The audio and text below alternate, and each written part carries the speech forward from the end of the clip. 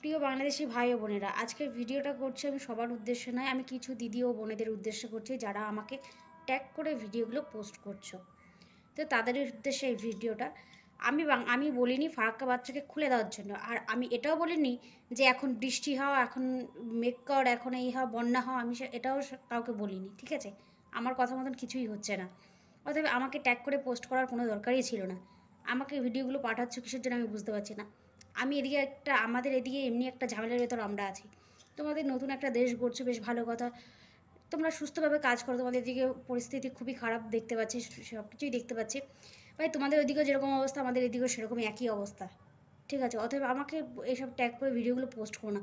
Post করো তোমার নিজস্ব ব্যক্তিগত প্রোফাইলে, তুমি তোমার আইডিতে পোস্ট করো, আমাকে ট্যাগ করো না।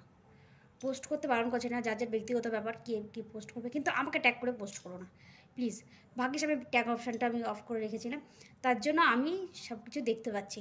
তো এগুলো করো না, এগুলো জাস্ট আমি আর পারছি না, আমি ভিডিওটা করতে বাধ্য হয়েছি লাস্ট পর্যন্ত। তো ধন্যবাদ।